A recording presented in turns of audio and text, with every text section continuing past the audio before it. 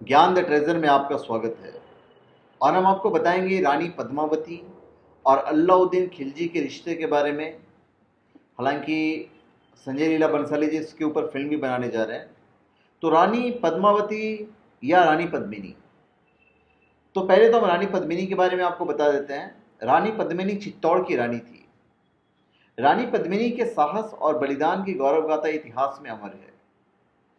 ये सिंहल द्वीप के राजा गंधर्व सेन और रानी चंपावती की बेटी पद्मिनी चित्तौड़ के राजा रतन सिंह के साथ ब्याही गई थी।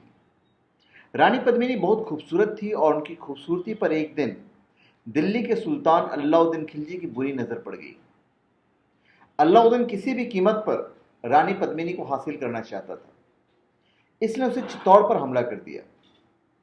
अब चित्तौड़ पर जब उसने हमला किया तो रतन सिंह के जो सैनिक थे वो बहुत वीरता के साथ लड़े और उन्होंने मुसलमानों को या खिलजी को पास फटकने भी नहीं दिया। उसके बाद खिलजी ने क्या किया, उसने दोस्ती का वास्ता देकर, दोस्ती करने के इरादे से उन्होंने रतन सिंह से दोस्ती की और फिर पीठ पर दगा देकर, यह कह लीजिए कि दगा देना इनकी आदत होती थी मुगलों की, दगा देकर उसे बंदी बना लिया। अभी बंदी बनाने के बाद क्या होता है वो हम आपको बताते हैं। जब उनको बंदी बना लिया गया, उसके बाद राजा रतन सिंह को छोड़ने के एवज में उन्होंने रानी पद्मावती की मांग की।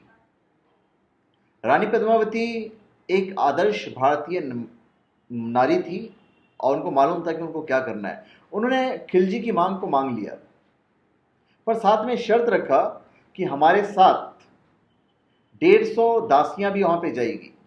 और खिलजी ने मान लिया कि ठीक है, तुम अपनी 150 दासियों के साथ आ जाओ। अभी 150 दासियां जो पालकी में गई, उस सारी के सारी पालकी में रतन सिंह के जबरदस्त सैनिक थे और जो लोग पालकी उठाए हुए थे वो भी सारे के सारे सैनिक थे। और पद्मावती ने एक शर्त रखी थी कि आपके पास आने से पहले हम एक बार रतन सिंह से मिलना चाहते हैं। तो रतन सिंह से मिलने के लिए वो पहुंचती है और वहां पे जो सैनिक थे वो लोग रतन सिंह को छुड़ा कर लेके चले जाते हैं। और इधर जो खिलजी रहता है बौखला जाता है।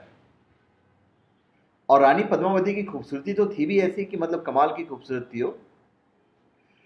ये लोग सब अपने महल में आते हैं। अब जो खिलजी था वो जबरदस्त आक्रमण सारे सैनिकों के साथ में करता है और पूरे घेराबंदी कर देता है पूरे किला का। युद्ध होता रहता है, पर होता यह है कि अंदर का जो खाना पीना था, जो राशन था, जो खाद्य सामग्री था, उसकी दिक्कत होनी शुरू हो जाती है।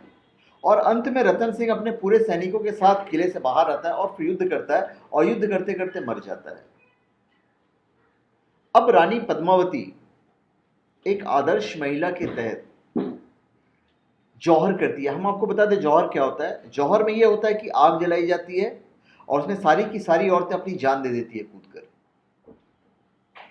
तो पद्मावती जौहर के तहत आग जलाकर उसमें कूद जाती है और उनके पीछे पीछे जितनी भी महिलाएं थी, सारी की सारी महिलाएं आग में कूदती और अपनी जान दे देती है।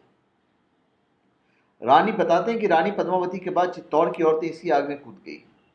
इस तरह से अपनी जान देने को जौहर कहते हैं।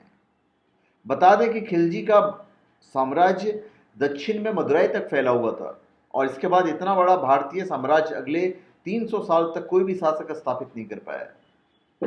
पर साथ में हमारी रानी पद्मावती, जो हमारी भारतीय महिलाओं की आदर्श थी, उन्हें जीते जी हाथ नहीं लगाने दिया किसी गैर मर्द को। तो हमारे भारतीय नारी, हमारी भारतीय महिला ऐसी होती हैं और हमें गर्व है कि हमारे भारत देश में ऐसी महिलाओं ने जन्म लिया है। तो धन्यवाद। आप हमारे चैनल पे सब्सक्राइब करें और अपने कमेंट दीजिए। धन्यवाद।